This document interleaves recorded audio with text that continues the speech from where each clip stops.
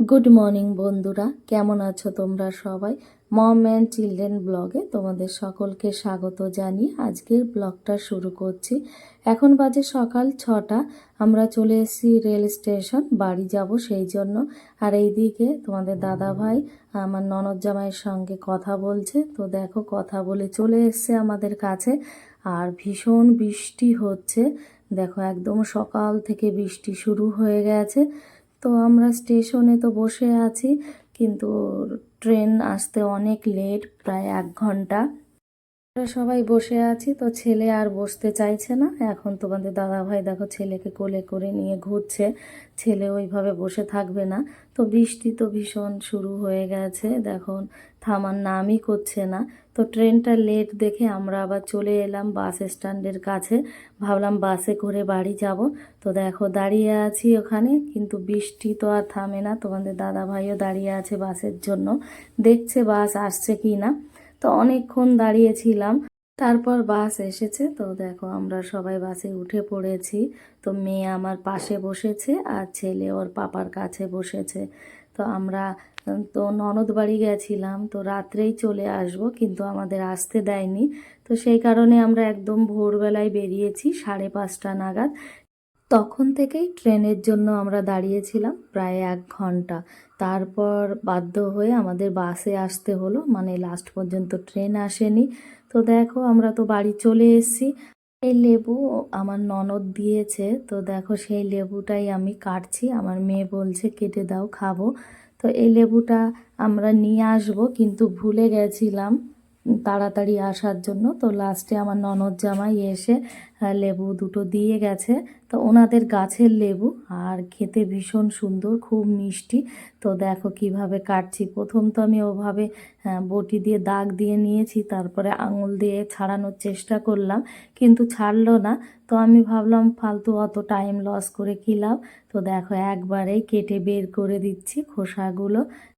এই লেবুগুলো খাওয়া খুবই ভালো শরীরের পক্ষে, জন্ডিস হলে আর কি এই লেবুটা খেতে বলে।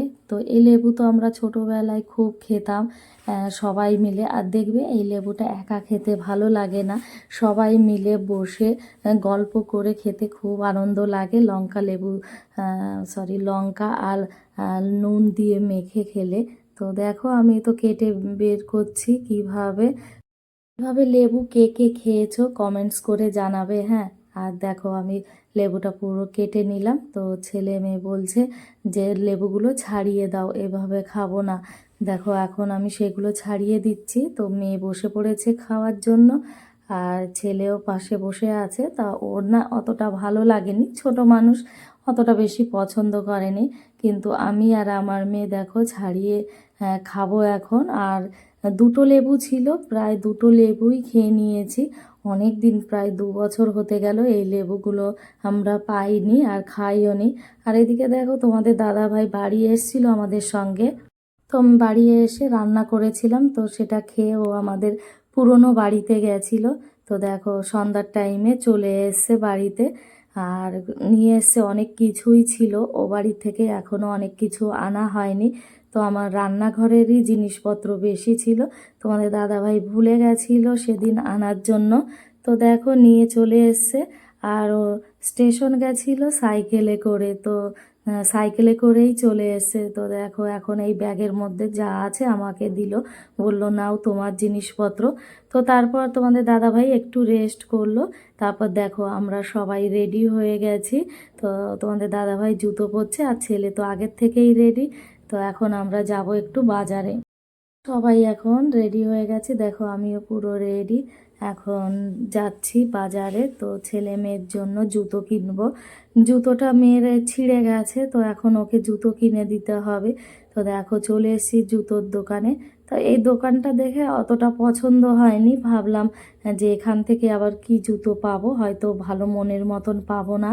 কিন্তু সত্যি খুব সুন্দর এই জুতোটা, আমার মেয়ের তো ভীষণ পছন্দ হয়েছিল এই জুতোটা। তো দেখো ও ধরে এখন পরছে, কিন্তু এটা ছিল 11 সাইজ। তো ওর পায়ে ভীষণ টাইট হয়ে গেছে, বলছে এটা আমি পরবো না, এটা ভীষণ টাইট।